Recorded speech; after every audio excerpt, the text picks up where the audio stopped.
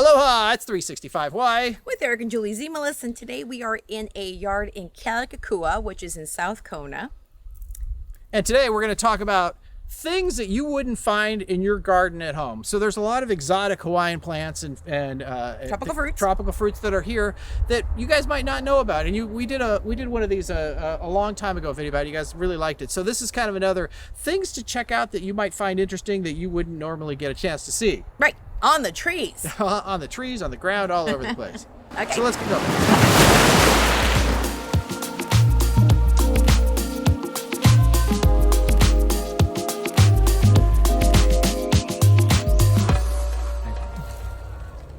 I know that you've never heard of this. It's called an Abiu, A-B-I-U. And it comes from the sapote family.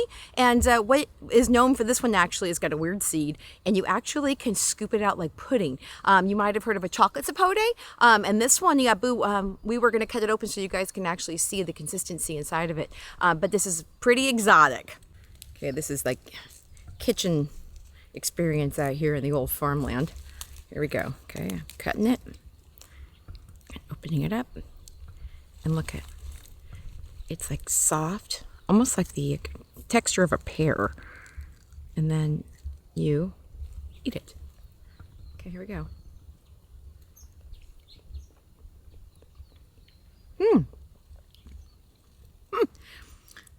Like Eric was having a problem with the other day, trying to figure out how do you explain an exotic fruit that you've never tasted before. It's got the sweetness of a banana. It's got the kind of like the texture of, like I said, almost like a pear, really. And I will say that it does have a very tangy taste, but it's not tangy though. It's almost like a really good apple, that flavor, but with the texture of like a pear. I'm impressed. I'm standing in front of a Jaboticaba plant, and it's a tree that has little grapes, basically. In fact, it's called a Brazilian grape tree, and it grows on the actual branches, almost like the cacao I showed you. And you can use the grapes. They actually used to use it as the wine at Volcano Winery before they actually started using real grapes. But if you ferment it, it's really, really tasty. A friend of mine, we put the berries in with vodka and let it sit there for a few days. Very good. And these flower and they fruit most often in the spring. This is one of my favorite fruits. It is the star fruit, also known as the carambola, and it is from Southeast Asia, and it is quite popular here. It grows. This is the biggest tree that I've ever seen of it. And what's interesting about the star fruit is, here, let me just take this guy out. If you look at it, it looks like a star. So when you cut it, it has little stars, and it has a kind of the taste is hard. It's not like something you've had before, but it's a light citrus flavor, but a light citrus flavor. Okay, one of the other things that the star fruit is really kind of aesthetically pleasing. It has that star shape to it, and you can use it for garnish and things like that. What you may not have growing in your front yard is a banana tree, and one of the things that we love about what was behind us is an apple banana tree, and those are really, really well known among those of us who live in Hawaii, and we actually eat those more than the ones that you guys get from Dole from Ecuador.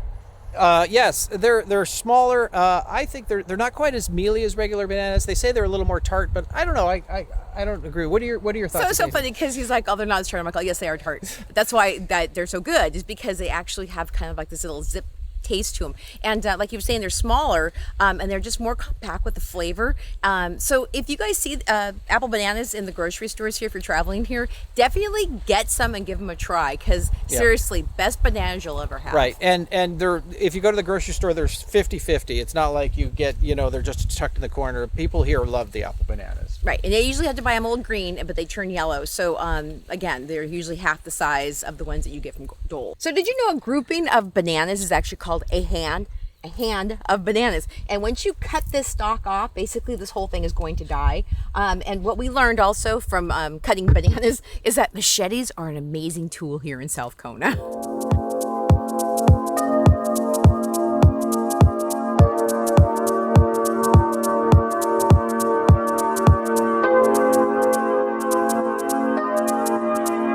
One thing that grows here like crazy is mango. And there's like, you guys, we didn't even know this, but there's like 100 different varieties of mangoes that grow on this island. The one that you see in the grocery store usually goes for like, I don't know, $5 a pound. So this is one of the most sought after crop actually in Hawaii. And this is out of season right now. They usually come into season around June and July. And you can obviously, you know, see that this does not lose its leaves, but it doesn't start to have little fruits until probably starting like, yeah, in the middle of summer. And when you get yourself a big, juicy, ripe mango off of a tree, you have died and gotten heaven. Okay, so I don't know if you guys know this, but a long time ago, I actually used to run the Big Island Chocolate Festival, and so I am very familiar with cacao. And a lot of people don't know that when you're thinking about chocolate, how it starts is the cacao bean, and this is what it looks like. Cacao is only grown in places like a warm climate. So this actually, Hawaii is the only state in America that actually you can see cacao being grown and harvested and used for bean to bar chocolate. And what's kind of cool is that you guys can see it grows right off the side of the branch, so it's not hanging fruit. And what you do is you wait until it gets yellow and red, and then that's when you pull it. And when you open it up on the inside, it's kind of like a slimy inside thing. And you use the beans actually to use for chocolate, but you can actually eat the inside because it's an actual superfood. And so when you see cacao nibs that you can crush up and put in your blender and your smoothies, it's because it is rich in nutrients. So this is actually a very, very good thing to eat besides just making chocolate out of it. Again, most people don't even know what this is, right? Have you ever heard of passion fruit? Lilikoi. This is what this is. In fact, they grow on vines all over Hawaii. A lot of them start off as volunteers. Next thing you know, you've got like beautiful fruits. When you cut into these things, they're mostly seeds. You basically have to squeeze the seeds out to be able to use the puree, and that's where you get all your yummy cocktails in Hawaii. But they're also, when you scoop them out, you can eat them. You can eat them with the seeds in them too. Very tart. Eric read a description that said your tongue should beware of how tart these are when you eat them out of the fruit themselves without actually adding sugar to them when they're processed for other types of food items. But good for you as well. Vitamin C.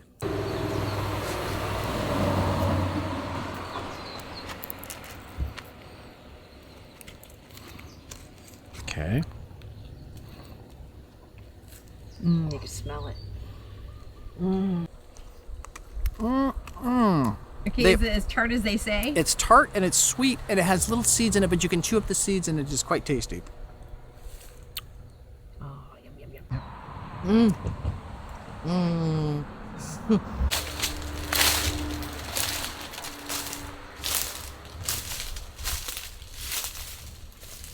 Okay, so here we are at the tangerine bush, and here we go. Nothing like fresh tangerines. These are right off the tree. The taste is exquisite. It is super sweet. Look at this. You can just see the little one. And just think, you could have this in your backyard. Isn't that amazing?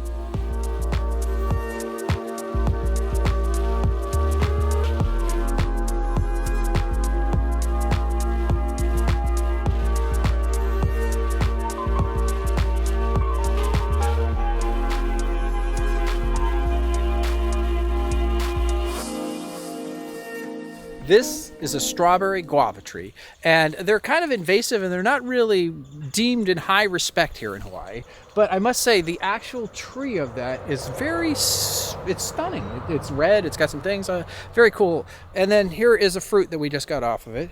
And let me show you what it looks like. And they grow like crazy. Once the pigs love them and they ferment, and they have a very distinct smell to them once they do that. And they are, look at that. They look like little tiny watermelons, but they're guava.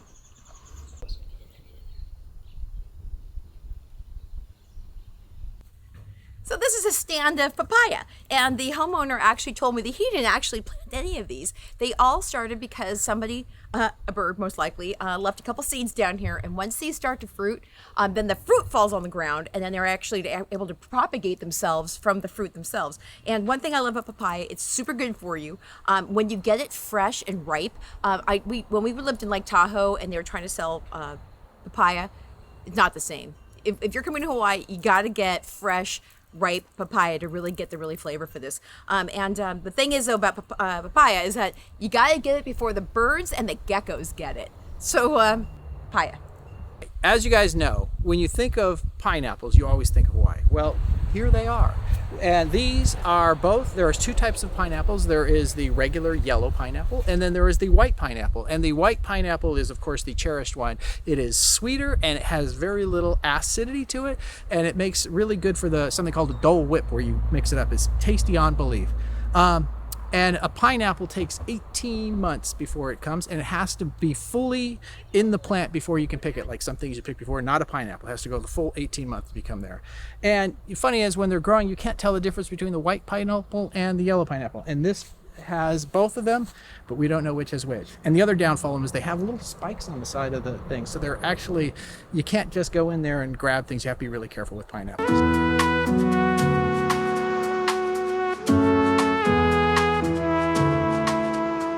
So this is the breadfruit tree. Also in Hawaii, it's known as ulu. And you also might recognize the shape of the leaf, which is also present in a lot of Hawaiian quilts. The breadfruit is known as a canoe plant. The Hawaiians actually brought this over because it grows really big and it feeds a lot of people and it's very starchy.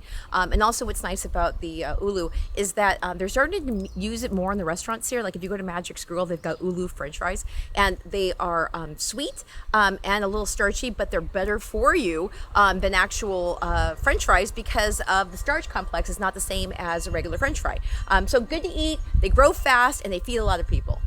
Okay, so the Southeast Asians that started this plant, and also the native Hawaiians, knew that this plant was not just about the food. The food was good, and they used a lot of it for food, but it also had other uses as well. They were able to pound it and make clothing out of it as well, and then they would use the wood for furniture and things like that.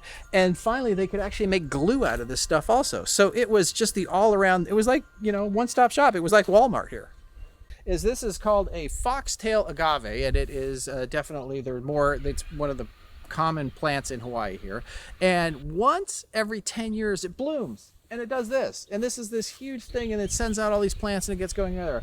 So the fact that we know that this one's at least 10 years old, and then the interesting thing about that is that once it blooms, this whole section will die and it'll kind of go there. But it's fun to see one in bloom, and they're beautiful, and you see them all over the place. You might not recognize this plant, but you enjoy it almost every single day in your cup of coffee. This is the largest product that we actually grow in Kona. Kona coffee is famous, and these little white flowers are showing you that they are creating little beans. And when these fill the plants and they fall down, it's actually called Kona snow, and they smell really good. And what people do in their own yard sometimes is they pick enough to be able to make their own cups of coffee. Roasting the coffee and just making your own cup is like estate driven. So this is kind of like the fun thing about if you own some property in Kona, you can actually basically make your own cup of coffee. Okay, this one is not an edible tree, but it is also unusual at the same time. It's called allspice, and if you break a lot of it off. If you break some of it off, it has a very, how would you describe it? It smells like what you put for tea, or what you have when you put Christmas. It's kind of like the Christmas decorations that when you boil in the pot to make your Christmas smell good. So this is actually the tree of it.